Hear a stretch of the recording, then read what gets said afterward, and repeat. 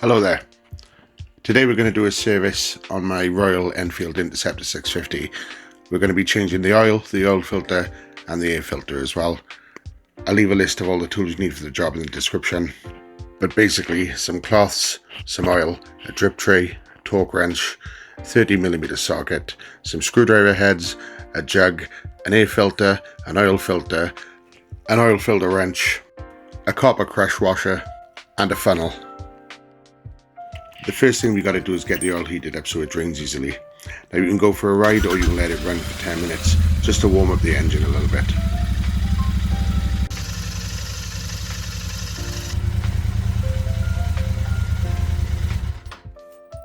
Stick the drip tray down and make sure you get the position right. Stick a towel down or a bit of cardboard underneath and then get a 30mm socket and get ready to take out the sump plug. The factory spec of this is 35 Newton meters. And once you've released it with a torque wrench, you should be able to untighten it by hand, reducing the chance of the sump plug falling into the oil.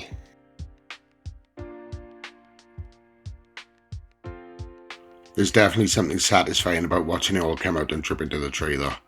It reminds you of Willy Wonka in the Chocolate Factory, and Augustus Goop is about to fall into it.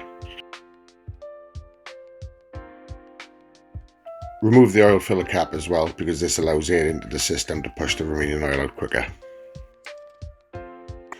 One thing you might notice about the sump plug when you pull it out is metal stuck to the end of the magnet, but that's exactly what the magnet is for, don't worry about it.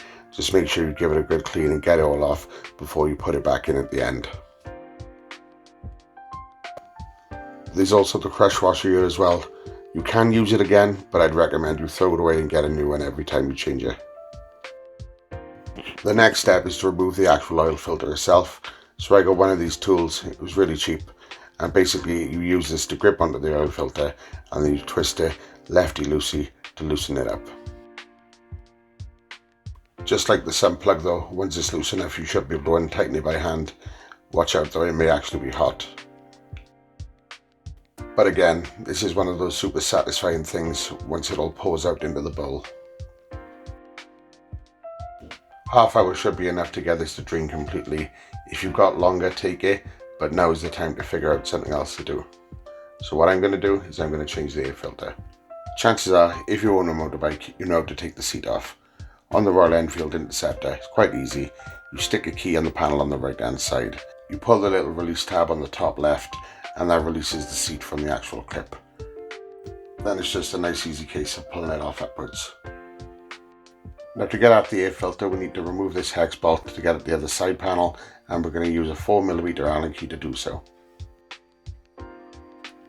Nice and easy, just unscrew it and make sure you put the screw and the washer in the magnetic tray so you don't lose it. Once that's out, it's a simple case of pulling the side panel up and then out so it releases from the rubber grommet. The air filter is easy to change. It's held in behind this cover, which is held in by 3 screws, which uses a 2 posi head.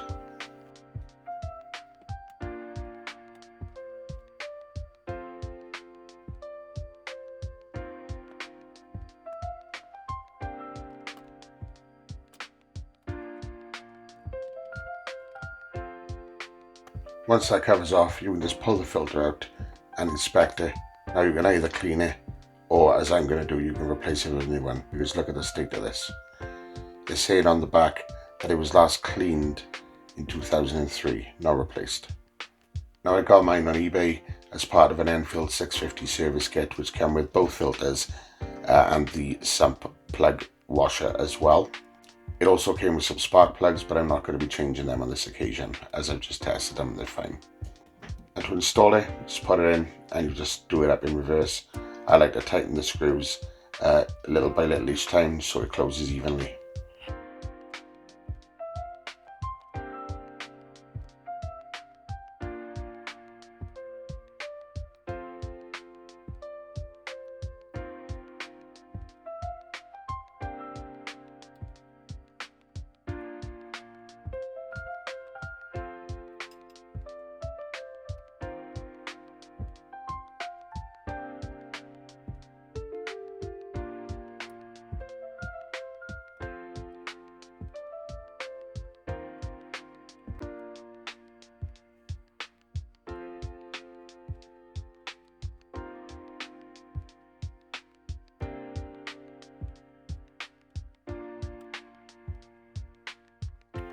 and then pop the panel back on. Lovely stuff. And with the side panel back on and the retaining screw back in place, we now play the waiting game. And I'll take this opportunity to actually ask you, if you enjoyed this content, like, follow, subscribe, tell your friends, follow me on Instagram, Facebook, all the usual places. And yeah, I'd really appreciate it. Hopefully this helps you save a bit of money, gets you to learn the ins and outs of your bike as well. But for now, let's carry on. I also took this opportunity to install some underseat panniers for my trip up to the Lake District.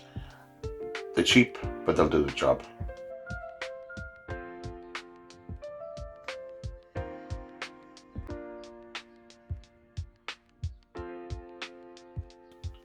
Now the oil is drained, make sure you clean everything. There's no oil left where the actual sump plug goes, and there's no oil around where the filter goes as well.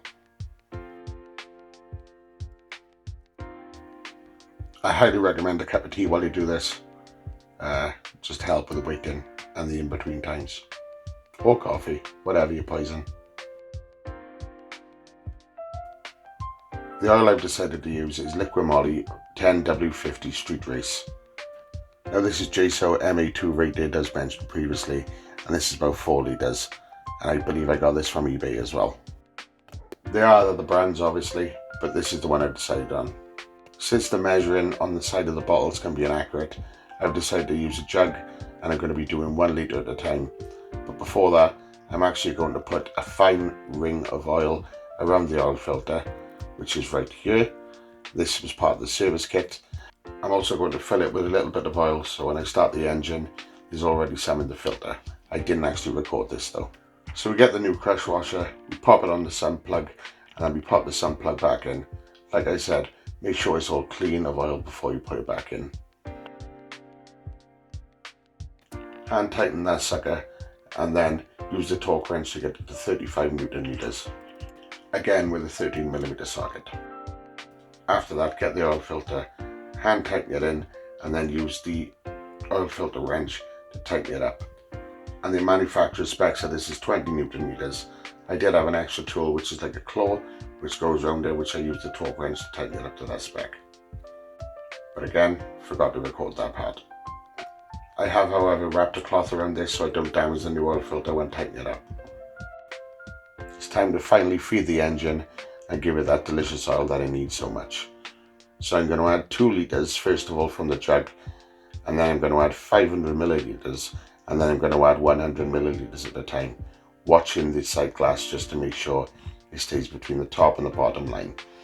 Now the Interceptor works best when it's around about 75% between the lines, so try and aim for that. And you'll notice here I'm actually crouched down watching the sight glass itself as I'm pouring, because when it gets to this point it can fill up very quickly. Tidy darts, so pop the oil cap back on, get the engine started and warmed up, let it move around a little bit, and then turn it off and let it settle. Check the oil levels again. Add if needed, but otherwise you're ready to go.